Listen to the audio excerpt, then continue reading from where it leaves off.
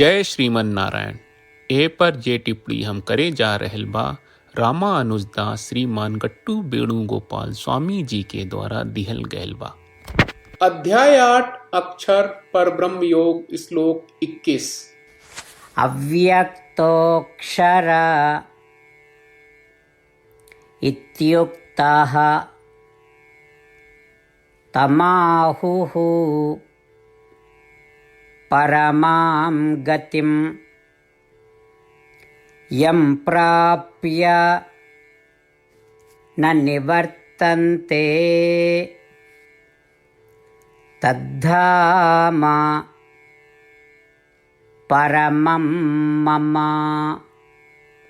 गीताचार्य श्री कृष्ण परमात्मा अर्जुन समेत हमनी सबके अक्षर पर ब्रह्म योग सिखा रहल बानी। परमात्मा कहत बाड़े, अर्जुन सुनी हम बतावत बानी कि हमरा आश्रय में आत्मदर्शन आ आत्म साक्षात्कार के फल खोजे वाला के कौन परिणाम मिली। जौन फल मिलेला वो शुद्ध आत्मा है। शुद्ध आत्मा जौन इंद्रियन के अगोचर होला। आत्मा के एगो शुद्ध रूप जेकर प्रकृति से कौनो संबंध नहीं के। एगो शुद्ध आत्मा जे अविनाशी है, जेकरा के अक्षरा कहल जाला। अर्जुन सब वैदिक विद्वान कहले बा कि आत्मा के स्थान परम गंतव्य है, और काहे से कि आत्मा उन सब में सबसे श्रेष्ठ बा जे हमरा द्वारा नियंत्रित बा। एकरा सर्वोच्च स्थान कहल जाला। और जे लोग ई परम स्थान आत्मदर्शन आ आत्म साक्षात्कार के प्राप्त कहले बा, ऊ लोग दोबारा जन्म ना पाई, जन्म मरण के ई चक्र से ना गुजरी। यही तरह श्री कृष्ण परमात्मा दिव्य फल के महिमा के समझाव रहल बाड़े, जे उनका से आत्मदर्शन आ आत्म साक्षात्कार चाहत बाड़े। श्री कृष्ण परमात्मा के शिक्षा के ध्यान करत, बार बार याद करत कि आत्मा कितना महान बा। बार बार याद करी कि हम आत्मा हई, हम सबसे शुद्ध रूप हई, हम श्री कृष्ण परमात्मा द्वारा शासित सब में श्रेष्ठ हई, और हम प्राप्त करे खातिर सर्वोच्च स्थान है। और खाली श्री कृष्ण परमात्मा आ श्रीमन नारायण के शरण ले आई श्री कृष्ण परमात्मा के वचन के ठीक और सही दोहरावे की कोशिश करी जा जैसन बा। अव्यक्तोऽक्षर इत्युक्तः तमाहुः परमां गतिं यं प्राप्य न निवर्तन्ते तद्धाम परमं मम। श्रीमद् भगवत गीता का पूरा सार श्री कृष्ण परमात्मा ने अध्याय 18वें के श्लोक 65 से 70 में 8 काम करे खातिर दिले बाड़े।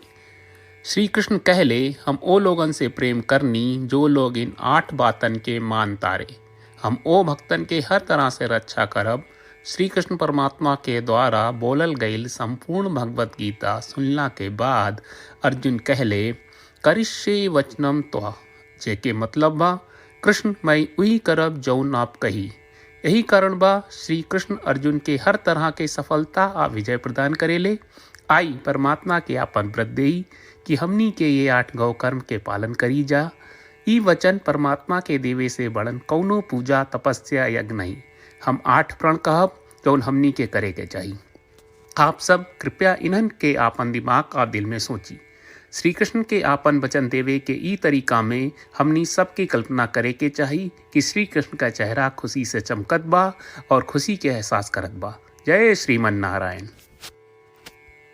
यहाँ हमनी के 8 वादा बा। हमनी के पहला वादा, हे श्रीमन नारायण, आपका निर्देश के मुताबिक हम हमेशा तोहार ध्यान करब और तोहार बारे में सोचब। हमनी के दूसर वादा, हे श्रीमन नारायण, आपका सलाह का अनुसार हम हमेशा आपका भक्त रहब। हमनी के तीसर वादा, हे श्रीमन नारायण, हम आपन सब काम तोहरा सेवा के रूप में और तोहरा संतुष्टि खातिर करब। हमनी के चौथा वादा, हे श्रीमन नारायण, जैस की आप माने के कहले रहलू, हमरा बहुत विश्वास बा कि हम आपके होई और हम हमेशा आपन दोनों हाथ जोड़ के आपके नमस्कार करब और आपकी पूजा करब। हमनी के पांचवा वादा, हे श्रीमन नारायण, हमरा के तोरा बात माम एकम शरणम ब्रज 1866 याद कहले, जहाँ आप हमरा के आपन का अर्पित करे का कहा। श्रीमन नारायण, मैं हमेशा तोहरे शरण में रहब। हमनी के छठवा वादा। हे श्रीमन नारायण, हमरा के तोहरा बात माँ सुचहा 1866 याद कहले कि आप हमनी के शोक ना करे का आश्वासन दे रहे बड़े, हम अब और शोक ना करब। हमनी के सातवां वादा। हे श्रीमन नारायण, आपने हमरा खातिर श्रीमद् भगवत गीता के वितरण करके हम सबके कृपा कहले और आशीर्वाद दहले बा। हम वादा करत बानी कि रोजाना कम से कम एक श्लोक पढ़ब या सुनब। हमनी के आठवां वादा। हे श्रीमन नारायण, आप गीता के पूरा मानवता तक ले गयलू।